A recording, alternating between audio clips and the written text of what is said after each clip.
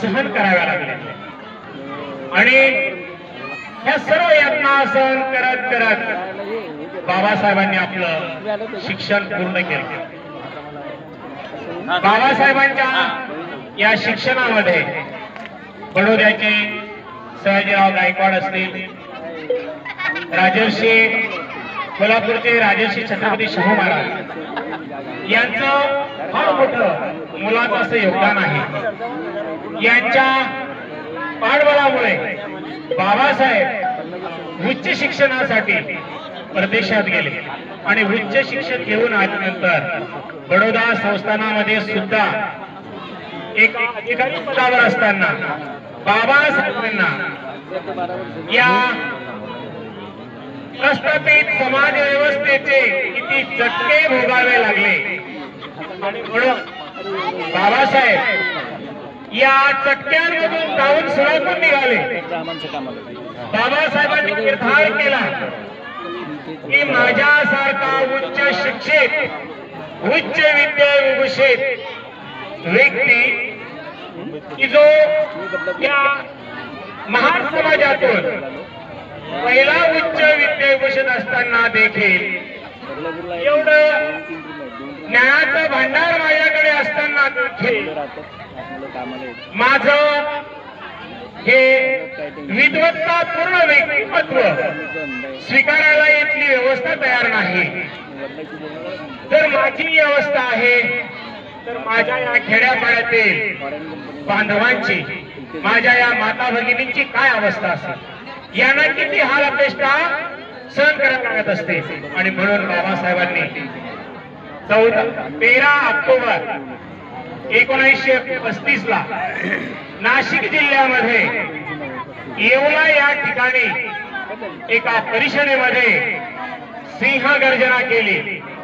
बंधूंनो, ती सिंहगर्जना अशी होती की मी ज्या हिंदू धर्मात जन्माला आलो तो हिंदू धर्म जर मला आणि माझ्या या बांधवांना माणुसकीची वागणूक देऊ शकत नसेल, माणसाप्रमाणे मला वागवू शकत नसेल, तर त्या हिंदू धर्मामध्ये राहण्यात काही अर्थ नाही. जरी जन्म घेणे हिंदू धर्मात माझ्या हाती नव्हते, परंतु मी जरी हिंदू म्हणून जन्माला आलो, परंतु मी हिंदू म्हणून मरणार नाही आणि एक दिवस मी धर्मांतर केल्याशिवाय राहणार नाही. ही सिंहगर्जना डॉक्टर बाबासाहेबांनी दिली. तो दिवस होता 13 ऑक्टोबर 1935. बंधूंनो, बाबासाहेबांची ही सिंहगर्जना भारत नव्हे जगातील अनेक देशांमध्ये कानाकोपऱ्यात पोहोचली. या देशातील तथाकथित सवर्ण यांच्या पायाखालची जमीन हादरली. सर्व विचार करू लागले की बाबासाहेब आता नेमका कोणता धर्म स्वीकारणार. अनेक धर्माचे धर्म प्रमुख बाबासाहेबांना येऊन भेटू लागले. इटालियन बौद्ध धर्माचे भिक्खू लोकनाथ यांनी बाबासाहेबांना सुचवलं की बौद्ध धर्म हा मानवतावादी धर्म आहे, याचा आपण स्वीकार करावा. डॉक्टर मुंजे यांनी बाबासाहेबांना सांगितलं की बाबासाहेब, आपण शीख धर्म स्वीकारावा. आम्ही आपणास वाटेल ती आर्थिक मदत द्यायला तयार आहे. आपल्या समाजातील मुलांना शिक्षण, आर्थिक पैसा, शेती, घर सगळ्या सुविधा आम्ही पुरवायला तयार आहोत. डॉक्टर मुंजे यांनी बाबासाहेबांना अमृतसरला बोलावलं. या ठिकाणी बाबासाहेबांचा भव्य सत्कार सोहळा घडून भव्य मिरवणूक काढली. एवढंच नव्हे तर बाबासाहेबांनी या शीख धर्माचा अभ्यास करण्यासाठी 16 लोक पाठवले अमृतसर. हे सर्व सुरू असताना हैदराबादच्या निजामाने बाबासाहेबांना 5 लाखाची ऑफर दिली की बाबासाहेब मी शेकडो एकर जमीन तुमच्या समाजासाठी दान द्यायला तयार आहे, आर्थिक मदत करायला तयार आहे, तुमच्या समाजाचं शिक्षण असेल, वाटेल त्या सुधारणा असतील, याची सर्व जबाबदारी मी पेलायला तयार आहे, तुम्ही मुस्लिम धर्म स्वीकारा. फतेपूरचा नवाब याने 10 कोटीची ऑफर दिली बाबासाहेबांना. बाबासाहेब तुम्ही आमचा धर्म स्वीकारा, मुस्लिम धर्म स्वीकारा. अनेक धर्म प्रमुखांनी बाबासाहेबांशी संपर्क केला, पण बाबासाहेब ही साधी व्यक्ती नव्हती. बाबासाहेबांमध्ये बोधिसत्वाचे ओतप्रोत भरलेले गुण होते आणि म्हणून बाबासाहेब जरी धनापासून बालपणापासून वंचित असते, सुख सुविधांपासून वंचित असतील, तरी बाबासाहेब या धनसंपत्तीला पैशाला बळी पडले नाहीत. ही बोधिसत्वाच्या अंगी असलेली सात्विकता हे शील बाबासाहेबांनी जपलेलं होतं. आणि बंधूंनो, बाबासाहेबांच्या जीवनामध्ये जो अविस्मरणीय क्षण घडलेला होता, मुंबईला चरणी रोडला एक उद्यान आहे, त्या उद्यानामध्ये बाबासाहेब अभ्यास करायला बसलेले होते. बाबासाहेब 8-10 वर्षाचे असताना अभ्यास करायला बसलेले असताना त्याच उद्यानामध्ये विल्सन हायस्कूलचे मुख्याध्यापक आदरणीय कृष्णाजी अर्जुन केळुस्कर हे त्याच बगीच्यामध्ये दुसऱ्या बाकावर काही अंतरावर बसलेले होते. ते सुद्धा एक उत्कृष्ट लेखक होते, वाचक होते. ते पुस्तक वाचत बसलेले होते आणि त्यांची नजर या छोट्या भिवाकडे गेली. त्यांनी पाहिलं की या ठिकाणी अनेक मुलं या मुलाच्या वयाचे दंगा मस्ती करत आहेत. बगीच्यामध्ये फुलझाडांमध्ये उड्या मारून येथे आनंद लुटत आहेत. पण हे एकच लेकरू असं आहे, हे पुस्तक एकांतात वाचत बसलेलं आहे. त्यांनी निरीक्षण केलं. पहिला दिवस गेला, काही बोलले नाही. दुसऱ्या दिवशी सुद्धा काही बोलले नाही. तिसऱ्या दिवशी कृष्णाजी अर्जुन केळुस्कर गुरुजी उठले आणि या छोट्या भिवाजवळ जाऊन बसले आणि विचारलं, बाळ तुझं नाव काय? भिवाने सांगितलं, माझं नाव भीमराव रामजी आंबेडकर. आणि मग त्यांनी कुटुंबाच्या बाबतीत चर्चा केली, विचारपूस केली, कुठे राहतो, कुठल्या शाळेत शिकतो. बाबासाहेबांनी सांगितलं की मी भायखळा यार्डात एल्फिस्टन हायस्कूल मध्ये शिकत आहे. कृष्णाजी अर्जुन केळुस्कर गुरुजींनी सांगितलं की बाळ, मी तुला सुंदर सुंदर लेखकांची पुस्तकं देईल. तुला अवांतर वाचनाची आवड आहेत ना, मी तुला छानशी पुस्तकं देईल. आणि ती पुस्तकांची नावं त्यांनी सुचवली, त्यांना वाचायला दिली. आणि मग काय, बाबासाहेबांची वाचनाची गोडी वाढली. आणि 1907 मध्ये जेव्हा हा छोटा भिवा काबाड कष्ट करून अशा दिव्या रस्त्यावरच्या दिव्यांखाली अभ्यास करून जेव्हा आपल्या समाजातील पहिला भिवा 1907 मध्ये मॅट्रिक पास झाला, त्यावेळेस त्याचा फार मोठा सत्कार ठेवण्यात आला. बंधूंनो, त्या सत्काराला हेच मुख्याध्यापक कृष्णाजी अर्जुन केळुस्कर उपस्थित होते. आणि त्या सत्काराला या कृष्णाजी अर्जुन केळुस्कर यांनी एक स्वतः लिहिलेलं तथागत भगवान बुद्धांचं चरित्र, ते पुस्तक या छोट्या भिवाला सप्रेम भेट दिलं आणि अनेक आशीर्वाद दिले. आणि ते पुस्तक भिवाने वाचलं, तेव्हापासून भिवामध्ये बुद्ध धम्माचं बीज पेरलं गेलं आणि तेव्हापासूनच ते प्रेरित झालेले होते. आणि म्हणून बंधूंनो, बाबासाहेबांनी जरी घोषणा केली की मी धर्मांतर करणार, बाबासाहेबांनी इथल्या प्रचलित व्यवस्थेचं परीक्षण केलं.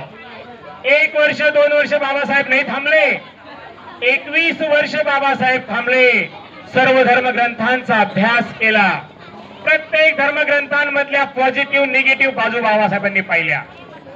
बाबासाहेबांना फक्त आणि फक्त समता शोधायची होती, कारण स्वतः चटके भोगलेले होते. आणि म्हणून प्रत्येक धर्मग्रंथामध्ये बाबासाहेबांनी पाहिलं तर प्रत्येक धर्मग्रंथ हा विषमतेने ग्रासलेला होता.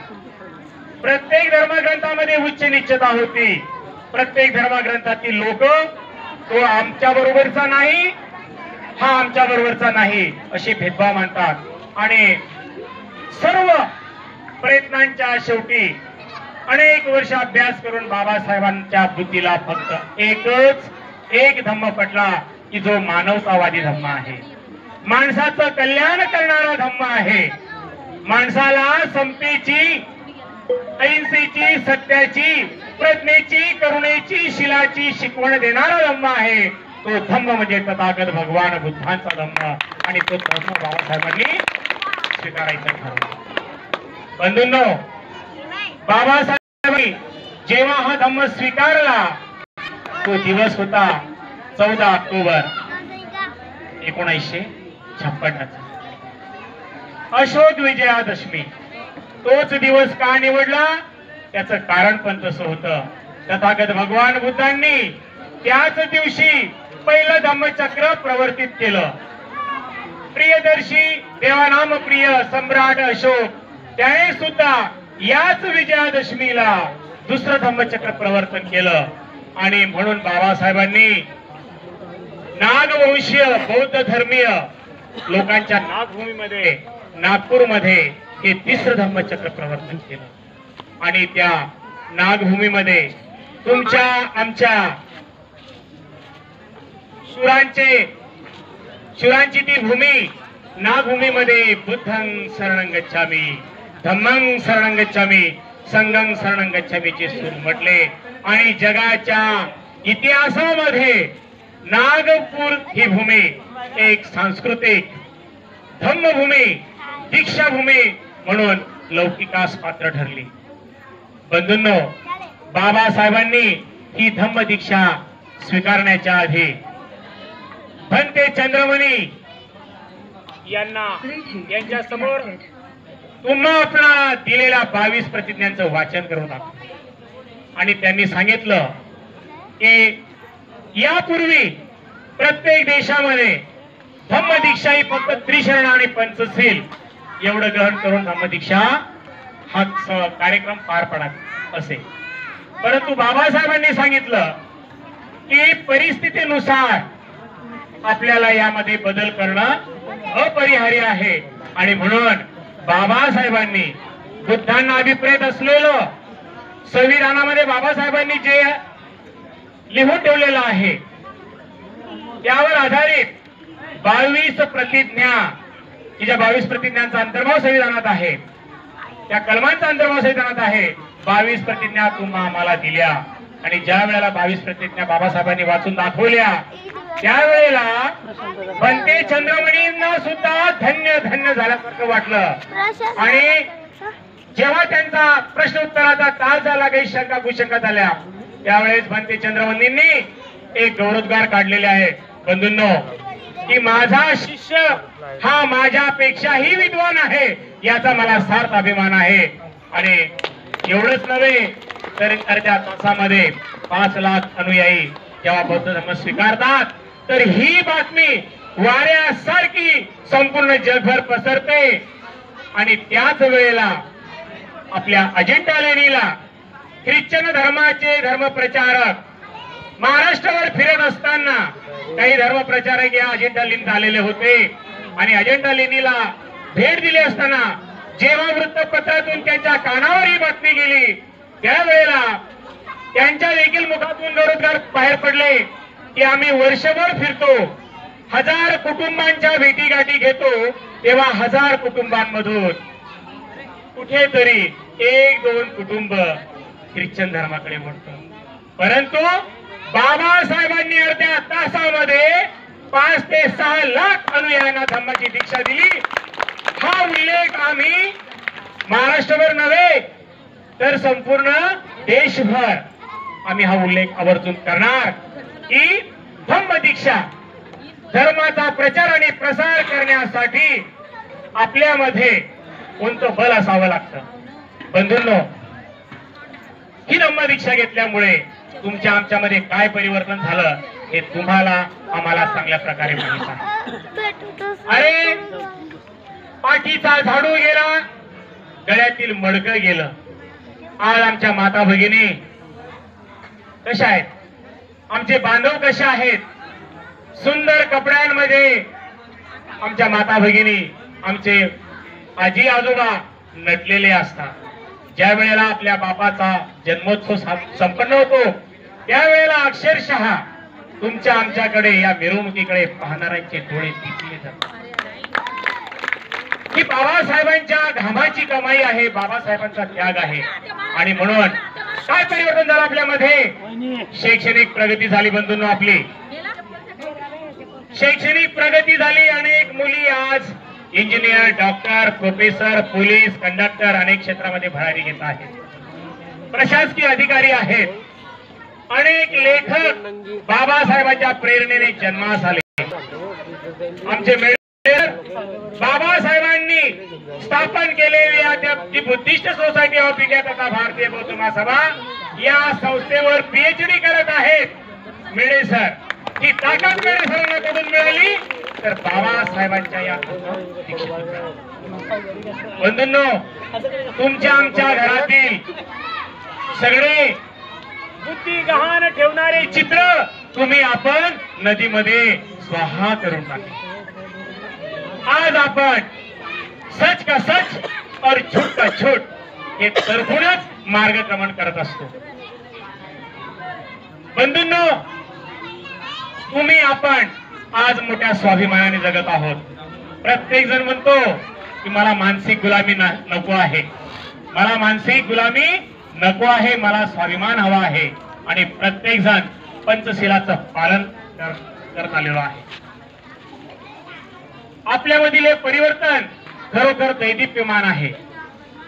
आणि आज तुम्ही आपण बघत आहोत प्रत्येक गावागावामध्ये, प्रत्येक खेड्यापाड्यामध्ये आपण कुठलंच पारायण करत नाही, कुठल्याच बुवा भावाच्या हरी आपण गेलेलो नाही. आपल्यासाठी फक्त आणि फक्त तथागत भगवान बुद्ध आणि बोधिसत्व डॉक्टर बाबासाहेब आंबेडकर यांची शिकवण, यांचा आदर्श आपल्या डोळ्यासमोर आहे. आणि म्हणून प्रत्येक बुद्ध विहारामध्ये गेल्या 3 महिन्यापासून ग्रंथांचं वाचन चालू आहे. बुद्धीला गहाण ठेवणारे ग्रंथ आपल्या घरामध्ये नाहीत. ही बाबासाहेबांची देण आहे, बाबासाहेबांची ही क्रांती आहे. या क्रांतीतून आपलं परिवर्तन झालेलं आहे. 22 प्रतिज्ञा आपण पाळत आहोत. बंधूंनो, आपल्या समोर फार मोठे आव्हान आता येऊन पडलेले आहेत. खूप परिवर्तन झालेलं आहे, खूप प्रगती झालेली आहे, खूप आपण देशाचे शिखर गाठलेले आहेत. परंतु काही आव्हानं आपल्या समोर आहेत. आजही आपला समाज अंधश्रद्धेच्या गर्तेत सापडतो आहे. आजही काही माता भगिनींचे व्हिडिओ आपण युट्यूबवर बघतो, व्हॉट्सअपवर बघतो. मुंबई मधली एक घटना, आपल्या माता भगिनींना जाऊन, त्यांच्या घरी जाऊन आपले भारतीय बौद्ध महासभेचे हे सर्व निष्ठावान कार्यकर्ते, सर्व निष्ठावान पदाधिकारी त्यांना समजवतात की आपण बुवाबाजीच्या नादी न लागता धम्म कार्य, धम्म समजून घ्यावा, आपल्याला कोणावर टीका करायची नाही. कालाम सुत्तामध्ये भगवान बुद्धांनी त्या कालामांना सांगितलेलं आहे की तुमच्या गावात जे येतात, सर्वजण येतात, ते त्यांच्या परीनं ते सांगत राहतात. मला त्यांच्याबद्दल वाईट बोलायचं नाही, म्हणून आपण सुद्धा कोणाबद्दल वाईट बोलू नये. परंतु बुद्धीला जे पटेल तेच आपण स्वीकारलं पाहिजे. हे आवर्जून प्रत्येक वर्षाच्या या पुष्पातून हे आमचे पदाधिकारी या जनतेला सांगत असतात. आणि म्हणून अंधश्रद्धेमध्ये तुम्ही आपण बुडून नये, ही कळकळीची विनंती या ठिकाणी आहे. बंधूंनो, त्रिशरण पंचशील सकाळ संध्याकाळ आपल्या घरात निनादलंच पाहिजे. चित्रपटांचे गाणे आपण ऐकतो, परंतु सकाळ संध्याकाळ आपल्या घरामध्ये जर त्रिशरण पंचशील निनादलं तर मला नाही वाटत कोणाच्या अंगात येईल म्हणून. कोणाच्याच अंगात येणार नाही. अरे त्रिशरण पंचशील ही बुद्धांच्या मुखातली वाणी आहे. आणि बुद्ध हे काही साधी व्यक्ती नाही. बुद्ध म्हणतात की मीच एकटा बुद्ध नाही, माझ्या आधी सुद्धा 27 बुद्ध या मातीत होऊन गेलेले आहेत आणि म्हणून जोही बुद्ध या मातीत जन्माला येईल तो बुद्ध हेच शिकवून देणार आहे, त्यात मिलावट कुठल्याच प्रकारची राहत आला लक्षात। आणि म्हणून बुद्धाच्या शिकवणुकीला जगात पर्याय नाही। अनेक संत महात्मे असतील, अनेक संत पुरुष असतील, ते अनेक पुण्य संचित करत करत करत शेवटी कुठेतरी ते बुद्धांच्या मार्गानेच जातात। संत तुकाराम असतील, बंधूंनो अनेक संत आहेत की त्यांनी आपल्या अभंगांमध्ये तथागत भगवान बुद्धांचाच उल्लेख केलेला आहे। वारकरी संप्रदायाला आम्ही अभिवादन करतो। वारकरी संप्रदाय हा दरवर्षी कुठे जातो? पंढरपूरला जातो, पंढरीला जातो, पंढरपूरला जातो आणि आता आपले भिक्खूगण सुद्धा त्या ठिकाणी जाऊ लागलेले आहेत। इतिहास आहे, बाबासाहेबांनी सांगितलं होतं। कालच आमच्या मिसेसची एक मैत्रीण सहज बोलली, म्हणे कागताई आम्ही जाऊन आलो म्हणे पंढरपूरला, तिथे तर सगळं तुमचंच दिसतं म्हणे, खांबांवर जे ज्या काही मूर्त्या तिथे तुमच्याच दिसतात। आमच्या मिसेसने सांगितलं आमच्या नाहीये, संपूर्ण जगाला संदेश देणाऱ्या तथागत बुद्धांच्या मूर्त्या आहेत। आम्ही कुठं म्हणतो आमच्या आहे? तथागत बुद्धांनी संपूर्ण जगाचं कल्याण करण्यासाठी आपलं जीवन त्या ठिकाणी घालवलेलं आहे। आणि म्हणून बोधिसत्व डॉक्टर बाबासाहेब आंबेडकरांच्या मुखातून एक वाक्य बाहेर पडलं होतं, जगातील 10 विद्वान माझ्या समोर उभे करा, जगातील 10 विद्वान माझ्या समोर उभे करा आणि त्यांनी मला सिद्ध करून दाखवावं की पंढरपूरचा विठ्ठल हा विठ्ठल आहे, नाहीतर मी सिद्ध करून दाखवतो पंढरपूरचा विठ्ठल हा विठ्ठल नसून तथागत भगवान बुद्ध आहे। बंधूंनो ज्यावेळी चॅलेंज स्वीकारण्याची वेळ येते ना त्यावेळेस सर्वच म्हणतात जाते सर ते सोडून द्या, ते काय असतं शेवटी माणसाने माणसाशी माणसासारखं वागलं पाहिजे आणि इथे समविचाराची भाषा येत असते। बंधूंनो मला एकच सांगायचं आहे की आपले तीर्थस्थळ सुद्धा आता बदललेले आहेत, बाबासाहेबांनीच बनवलेले आहे। माता रमाईचं उदाहरण मागच्या माता भगिनींना आहे। आपले तीर्थस्थळ बदलले पाहिजे, नाही तर रिटायर झाल्यानंतर चारोधाम करतात। आयरे साहेबांनी चारोधाम नाही केले।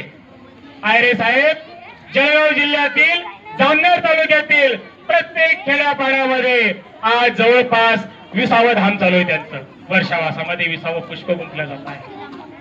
पोलीस डिपार्टमेंट मध्ये नोकरी केलेली व्यक्ती जेव्हा या ठिकाणी येते आपल्या गीतातून धम्म सांगू लागते त्यावेळेला तुमची आमची छाती अभिमानाने फुलली पाहिजे, कारण अशी प्रेरणा इतर सर्व आमच्या कर्मचारी बांधवांनी घेतली पाहिजे।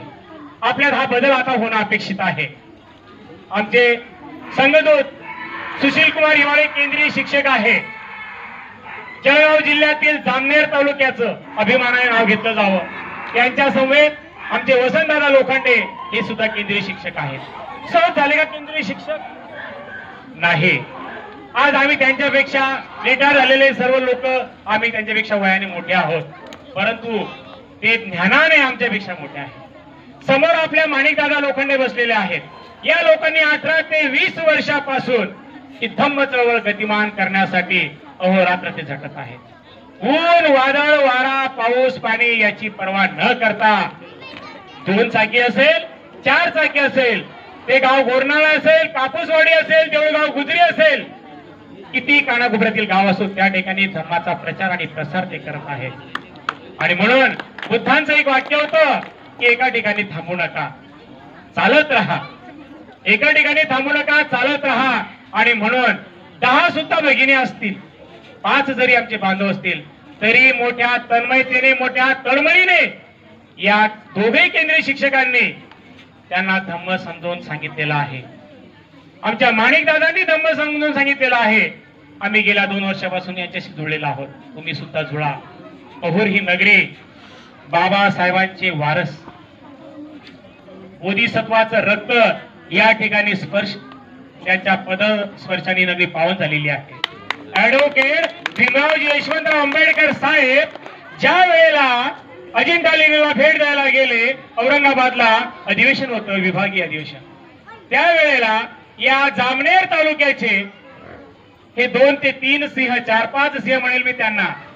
अहो रात्री आम्ही 12 वाजेपर्यंत कार्यक्रम केला देवपिंपरी वसाहतला आणि सकाळी 4 वाजता उठून चिंचोली कुठे आहे फतेपूर कुठे आहे तेवढ्यात अंधारामध्ये मोटरसायकल घेऊन ते रेस्ट हाऊसला गेले.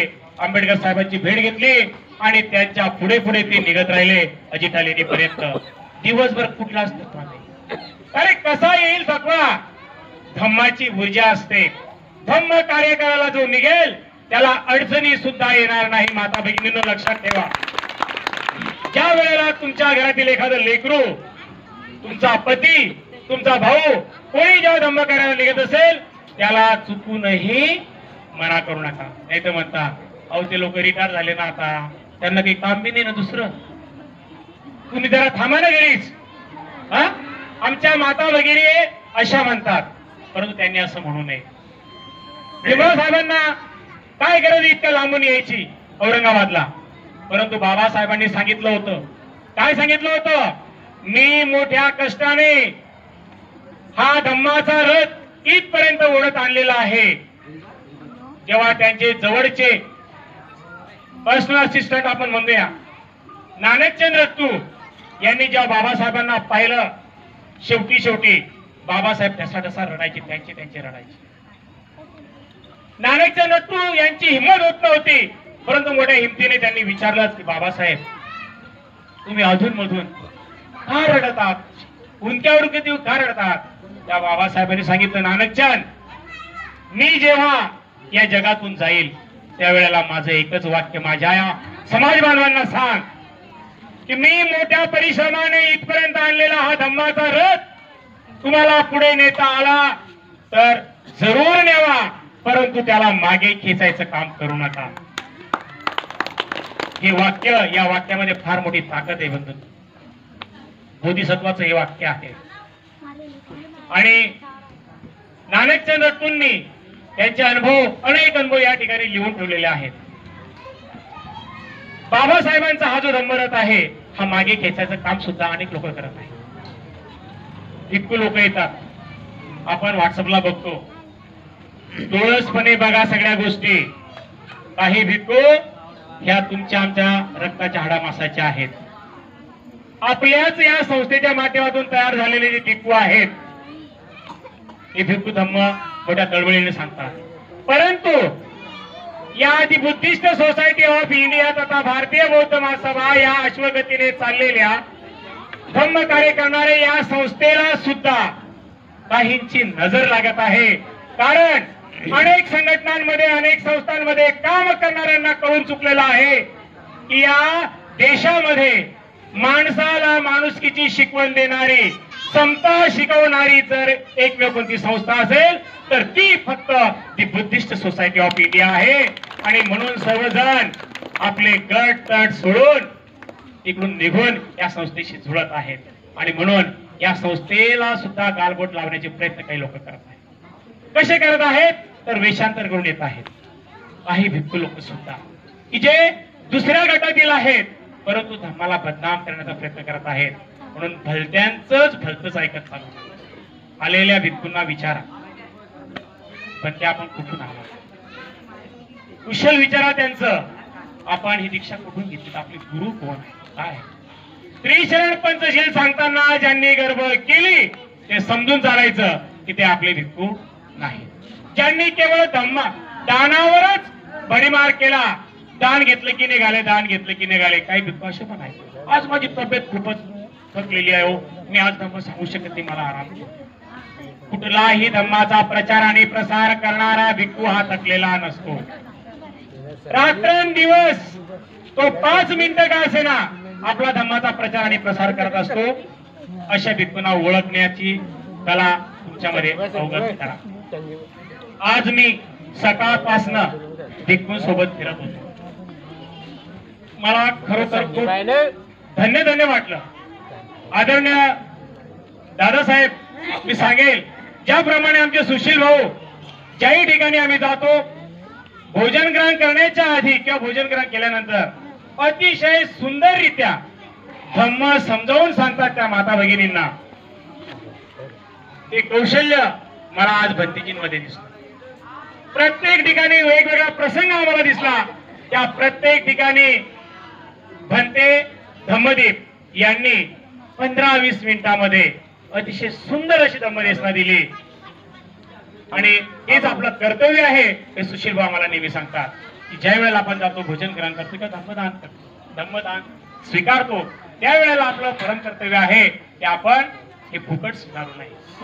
भोजन सुद्धा फुकट स्वीकारू नये तर धम्म सांगितल्याच गेला पाहिजे. आणि म्हणून ज्या ज्या ठिकाणी आम्ही गेलो त्या त्या ठिकाणी सुशील दादांनी, वसंत दादांनी, माणिक दादांनी धम्म अतिशय सुंदररित्या समजून सांगितलं. आपल्यामध्ये हे परिवर्तन आपल्याला करायचं आहे. आपले पवित्र सण जे आहेत त्या पवित्र सणांवर आपल्याला फोकस करायचा आहे. भलत्या सणांमध्ये दांड्या खेळू नका, भलत्याच ठिकाणी फुगड्या खेळू नका. फुगड्या खेळल्या त्याच्यासोबत फुगडी खेळवलं की त्याच्या पाया पडले की लय धन्यवाद वाटतं आपल्याला. बंधूंनो, माता भगिनींनो, माझी विनंती आहे, धम्माचे संस्कार रुजवण्याची ताकद तुमच्यामध्ये जास्त आहे आमच्यापेक्षा. कारण लेकरं तुमच्या संपर्कात जास्त येतात. आणि म्हणून सकाळ संध्याकाळ त्रिसरण पंचशील कंटिन्यू घ्या. बुद्ध अँड इज धम्म या पवित्र ग्रंथाचं वाचन आपल्या घरात चालू ठेवा. वर्षभर जरी संपला तरी झोपण्याच्या आधी एक पान तरी वाचा. बघा तुमच्या कुटुंबामध्ये किती प्रगती होते, तुमचं कुटुंब किती प्रगती पथावर चालू लागतं याचा तुम्हाला अनुभव येईल. हे परिवर्तन आपल्याला करायचं आहे. आणि प्रत्येक धम्म कार्यामध्ये पांढरी शुभ्र वस्त्र परिधान करा. अजूनही आमच्याला त्या लॉकेटचा मोह आवरला जात नाही. काळे मणी जुनं ते सोनं हा मोह आमच्याकडून अजूनही आवरला जात नाही. माझ्या मुलींना, काही मुली माझ्या मुलीसारख्या आहेत, माझ्या मुलींना कळकळीची विनंती आहे, बेटा सूचना आहे तुम्हाला, सुंदर सुंदर धम्मगीत आहे का. अरे धम्म आपल्याला इतका जवळ आलेला आहे. धम्माची गंगा प्रत्येकाच्या खिशामधून वाहू लागली आहे. प्रत्येक मोबाईल मध्ये युट्यूब वर जा, धम्माचा प्रचार प्रसार करणारा प्रवचन नुसतं टाका, ज्ञान रक्षित भिक्खू, भारतीय बौद्ध महासभा वर्षवास प्रवचन मालिका. आमचे सुमंगल अहिरे गुरुजी इंद्रिय शिक्षक आहे, अतिशय सुंदर प्रवचन असतं त्यांचं. आमचे सुशील भाऊ, वसंत दादा, माणिक दादा हे पदाधिकारी सुंदररित्या प्रवचन करतात. त्यांचे व्हिडिओ गेल्या 3 जुलै पासून आषाढ पौर्णिमेपासून त्यांचे व्हिडिओ मी प्रत्येक कार्यक्रमाचे व्हिडिओ युट्यूब चॅनलला टाकतो आहे. माझ्या युट्यूब चॅनलचं नाव आहे, त्यात काही संगीत नाही, एडिटिंग अशी काही भपकेपाचपणा नाही. तर धम्म तुमच्यापर्यंत पोहोचावा म्हणून धम्म क्रांती म्युझिक हे युट्यूब चॅनलचं मी नाव दिलेलं आहे. ते नाव लक्षात नाही राहिलं तर युवराज सुरलकर असं नाव जरी तुम्ही बोललात तरी ती लिंक सापडेल. आणि आतापर्यंत जेवढे 19 व्हिडिओ आहेत आणि प्रबोधन व्हावं, केवळ मनोरंजन नाही तर प्रबोधन व्हावं म्हणून आमचे जे बौद्धाचार्य आहेत, सामनेर आहेत, यांच्या समवेत आमच्यासारख्यांनी छोटे बहुत जे काही गीतं गायलेले आहेत माता भगिनींसाठी, मुलांसाठी, ती गीतं सुद्धा तुम्हाला ऐकायला मिळतील. व्याकरणाचा भाग तुम्हाला ऐकायला मिळेल. मला एकच सांगायचं आहे की मोबाईलचा वापर कशासाठी करायचा? धम्म श्रवणासाठी करा. धम्म सांगणारच लाभदायी ठरतो का? नाही. जे धम्म श्रवण करतात त्यांना सुद्धा फार मोठा लाभ होतो. आणि म्हणून वेळोवेळी नागपूर असेल, चैत्यभूमी असेल, धम्माचल असेल, आपलं चौका असेल, आता आपली संकल्पभूमी तयार झालेली आहे. ज्या झाडाखाली बाबासाहेब ढसाढसा रडले, ज्या विषारी इंगळ्या डसल्या बाबासाहेबांना बडोदा संस्थानामध्ये, त्या बाबासाहेबांनी फार कमी दिवसामध्ये निर्णय घेऊन टाकला आणि बडोद्याचे राजे त्यांना सांगितलं की मी या ठिकाणी राहू शकत नाही. जरी मी बॉन्ड लिहून दिलेला आहे तरी मी या ठिकाणी राहू शकत नाही, कारण मला एवढा त्रास होतो. तर मला आता माझ्या समाज बांधवांची सेवा करायची आहे. आणि त्या झाडाखाली बाबासाहेब गेले, ढसाढसा रडले आणि बाबासाहेबांनी मनाशी ठरवलं की आता हे माझं शेवटचं रडणं असेल. आणि संकल्प केला की मी आता माझं संपूर्ण आयुष्य माझ्या या समाजाच्या सेवेसाठी, या समाजाला जनावराच्या अवस्थेतून माणूस बनवण्यासाठी संपूर्ण आयुष्य मी घालवेल. आणि म्हणून त्या भूमीला आता संकल्पभूमी हे नाव दिलेलं आहे. तर ज्या ज्या ठिकाणी असे धम्म परिषदा आयोजित केल्या जातात, आता 29 तारखेला आपले वर्षवास समाप्ती आहे, त्या ठिकाणी आवर्जून सर्वांनी या. जामनेर तालुक्यामध्ये समाप्ती म्हणजे जामनेर हे ठिकाण निवडलेलं आहे. त्याच्यामुळे तालुक्यात जेवढे खेडपाडे असतील येथील सर्व माता भगिनींना कळकळीची विनंती आहे. आणि मनोरंजनासाठी सामना जर सुरू झाला आपल्या पुढे तर गर्दी मावत नाही. आणि धम्म सांगायला जर आम्ही जमलो तर माता भगिनींचं कौतुक करावं, मी त्यांना नतमस्तक होतो. या ठिकाणी बांधवांपेक्षा त्यांचीच गर्दी आहे. किती गर्दी असते आपली, आणि धम्मश्रवण करण्यासाठी गर्दी का नाही. आणि म्हणून 29 तारखेला जामनेरला प्रेमनगर मध्ये वर्षावा समाप्तीचा कार्यक्रम आहे. त्या ठिकाणी आपण आवर्जून यावं, मी या संस्थेच्या वतीने तुम्हाला कळकळीची विनंती करतो. या ठिकाणी भरपूर बोलण्यासारखं आहे, परंतु वेळ अधिक झालेला आहे. आजच्या कार्यक्रमाचे अध्यक्ष त्याचप्रमाणे वसंतदादा, सुशीलदादा हे माझे जे काही मुद्दे सुटलेले असतील ते सारांश रूपाने आपल्या समोर मांडतीलच. तुम्ही माझी खरं म्हणजे पहिल्यापासून थोडी लिंक डिस्टर्ब झाली, मानसिकता डिस्टर्ब झाली, आणि म्हणून मी तरी देखील आपल्या समोर या ठिकाणी धम्म मांडण्याचा प्रयत्न केलेला आहे. एकच लक्षात ठेवा, तुम्हा मला माणूस बनवणारी, माणूस पण शिकवणारी आपल्या बापाची जी संस्था आहे ती बुद्धिस्ट सोसायटी ऑफ इंडिया, या बापाच्या संस्थेशीच एकनिष्ठ राहा. कुणाच्या आर्थिक लोभाला बळी न पडता फक्त आणि फक्त धम्म कार्यामध्ये आमच्या सोबत राहा, एवढी मी कळकळीची विनंती करतो आणि या ठिकाणी थांबतो. जय भीम.